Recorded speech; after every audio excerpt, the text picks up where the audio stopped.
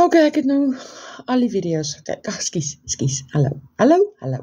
Ons almal wil alles in Afrikaans hoor, want ja, die meeste van die goeds in Engels en dit wat in Engels is nie altyd so betroubaar nie. Maar ok, ek het nou meeste van hierdie besigheidse video's in Engels gaan kyk, sodat ek vir jou kan verduidelik of vir almal kan verduidelik in Afrikaans. Nou, volgens my in hierdie hele besigheid is daar 3 soorte mense. Nommer 1 is daar die mense wat die produkte gebruik.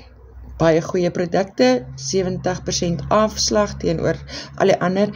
Nommer 2 is daar die mense wat dit as 'n langtermyn besparing of 'n belegging sien vir net $9, $10 in 'n maand, is R170, R180, R190, afhangend van die conversion rate, waar jy so na 3 jaar $2,500 per maand kan inkry in jou rekening in, sonder dat jy enigiets hoef te doen. En dan is daar die nommer 1, die fast starters, wat wat die besigheid absoluut 'n besigheid maak, die affiliate link share en $25 per persoon wat jy inskryf elke week kry.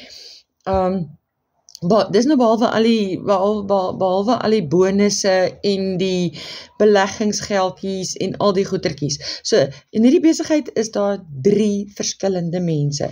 Die produkgebruikers, die langtermyn besparing, spaarders, beleggers en die mense wat daarvan 'n besigheid maak om 'n inkomste daarvan te kry elke week en elke einde van die maand. So by die einde van die dag is dit jou eie besluit oor wat jy graag wil doen. Ek persoonlik kies om die fast starter te wees, want wie wil nie elke week ten minste R3,000 in jou rekening hê op 'n Vrydagoggend nie, en dan einde van die maand of begin van die maand, jy weet mos nou, einde van die maand, begin van die maand, 'n paar dollar ook in jou rekening te hê, wat convert na rand toe nie. Ek meen, dit is maar net, is 'n no-brainer, want die produkte is fantasties, die besigheidsmodel is 'n New Earth model, en ja, jy kan kies wat jy wil doen. Solank jy subscribe, is die wêreld reg, en subscription is, wat betaal jy nou deesdae vir Netflix en vir Amazon en vir Checker 6060 en al, vir wanneer jy dit gebruik, is dit daar.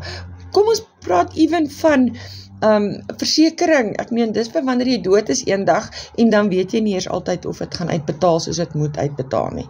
So, R180 'n maand, kom ons sê on average, is bykans niks nie vir die returns wat jy daarop kan verdien.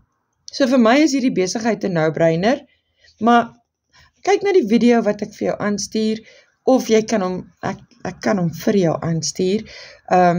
Dis een van die baie, maar ja, dit maak alles sin, en dan besluit jy jouself, so maklik soos dit.